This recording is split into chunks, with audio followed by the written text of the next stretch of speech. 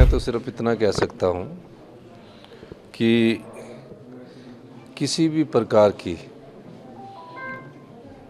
वारदात ना तो हम प्रदेश में होने देंगे और ना ही किसी समुदाय को हमारा तंग करने का मकसद है। चाहे वो कोई भी समुदाय हो, तो हम सभी भावनाओं का आदर करते हैं। कानून हाथ में लेने को किसी की इजाज़त नहीं होगी। आज ये हालात बने हैं हिमाचल प्रदेश में, शिमला में, जहां देवभूमि जिसको हम कहते हैं, वहां हिंदुओं को आकर के जो है हिंदू संगठनों को आकर के अपनी बात कहने के लिए सड़क पर आना पड़ा है। कांग्रेस की सरकार इन सारी चीज़ों को लेकर के वो अपनी बात सोचते हैं तो उनको यही लगता है कि यही हमारा वोट है, यही हमारा वोट है, और इस सोच के साथ वो ऐसी चीज़ों में छूट देते देते छोड़ देते हैं और जिसके परिणाम इस प्रकार के भुगतने पड़ते हैं। मैं तो सिर्फ इतना कह सकता हूँ कि किसी भी प्रकार की वारदात ना तो हम प्रदेश में होने देंगे और ना ही किसी समुदाय को हमारा तंग करने का मकसद है। जो भी राजनीतिक प्रोटेस्ट होते हैं वो चले रहते हैं और निश्चित तौर पर किसी भी, चाहे वो कोई भी राजनीतिक दल हो, उस राजनीतिक दल के किसी भी कार्यकर्ता को प्रदेश की कानून व्यवस्था बिगाड़ने का कोई अधिकार नहीं है। ये मैं स्पष्ट तौर पर कहना चाहता हूँ। लेकिन हमें कई बार छोटी बात भी बड़ी बन जाती है, तो हमें इन चीज़ों पर अभी ध्यान नहीं देना चाहिए। थोड़ा बहुत प्रोटेस्ट अभी चल रहे हैं और हमारे जो वहाँ के लोकल एमएलए हैं और हमारे मिनिस्टर हैं, उनको मैंने समझाया है, वो सब लोग बात कर रहे हैं। देखिए, देश के संविधान के अनुसार कोई भी देश का नागरिक कहीं भी रह सकता है, इसमें कोई दो राय नहीं है। और लेकिन राजनीतिक वाद विवाद में नहीं मैंने पढ़ना है। हमें तो ये देखना कि किसी समुदाय के किसी व्यक्ति को कोई तंग ना करे। ये हमारा राज्य सरकार का दायित्व भी बनता है और इस दायित्व की जिम्मेवारी का निर्वाह हम अच्छी तरह कर सकते हैं। किस मंत्री ने क्या स्टेटमेंट दी, उनको भी इसमें नहीं जाना चाहिए, उनको भी संयम रखना चाहिए। पर देश में और इस देश में रहने वाले सभी नागरिक इस भारतवासी है और हम सब लोगों को सबकी भावनाओं का आदर करना है।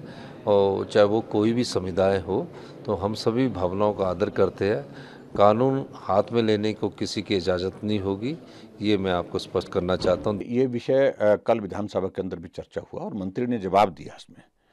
पहली बात तो यह है कि इस निर्माण के खिलाफ 2010 में ही म्युनिसिपल कॉरपोरेशन में शिकायत दर्ज हो गई थी, लेकिन कार्रवाई नहीं अभी तक हो पाई और बार बार आगे की तारीखें उसमें लगती रही। इस दृष्टि से अब ये स्थिति इस प्रकार की बनी हुई है। वहाँ 4 मंजिल से भी ज़्यादा का बड़ा भवन वहाँ पर बन करके तैयार हुआ, जहाँ एक दर्जी का भी एक ढारा बना करके काम करने के लिए आया था। बाद में और लोगों को भी लेकर के वहाँ पर जो है वो कंस्ट्रक्शन जो है वो होती रही।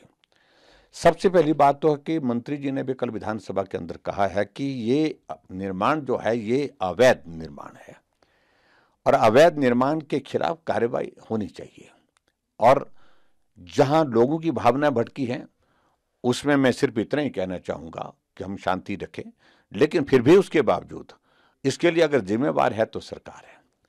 क्योंकि मुख्यमंत्री जी हिमाचल प्रदेश में जब सत्ता में आए तो पहला बयान उनका यह था कि मैं 97% जहां हिंदू हैं जिस प्रदेश में, उस हिंदूवादी पार्टी को हरा करके आया। मैं इस संदर्भ में इस बात का जिक्र इसलिए कर रहा हूं क्योंकि ऐसी बातें कहने से कुछ लोगों के हौसले गलत काम करने के लिए बढ़ते हैं और परिणाम उसका ये है। और आज ये हालात बने हैं हिमाचल प्रदेश में, शिमला में, जहां देवभूमि जिसको हम कहते हैं, वहां हिंदुओं को आकर के जो है हिंदू संगठनों को आकर के अपनी बात कहने के लिए सड़क पर आना पड़ा है।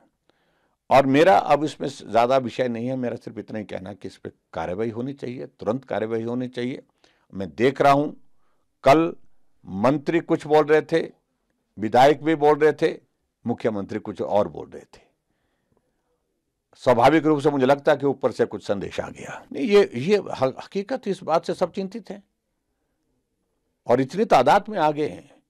सबसे सुरक्षित इनको ऐसा लगता है कि हिमाचल ऐसा प्रदेश है कि जहाँ जहाँ अमन चैन है, जहाँ शांति है, जहाँ एक अच्छा एक माहौल है, कानून व्यवस्था अच्छी है और यहाँ कहीं भी बैठ करके दुकान लगा देते हैं। मुझे उस पर कोई आपत्ति नहीं है, लेकिन कहीं ऐसा तो नहीं है कि सचमुच में बाहर के लोग हैं। चेकिंग होनी चाहिए, रजिस्ट्रेशन होनी चाहिए, वेरिफिकेशन होनी चाहिए, ये तो लाजमी है। लेकिन अभी तक हो नहीं पा रहा है। कारण यह है कि कांग्रेस की सरकार इन सारी चीज़ों को लेकर के वो अपनी बात सोचते हैं, तो उनको यही लगता है कि यही हमारा वोट है, यही हमारा वोट है, और इस सोच के साथ वो ऐसी चीज़ों में छूट देते देते छोड़ देते हैं, और जिसके परिणाम इस प्रकार के भुगतने पड़ते हैं।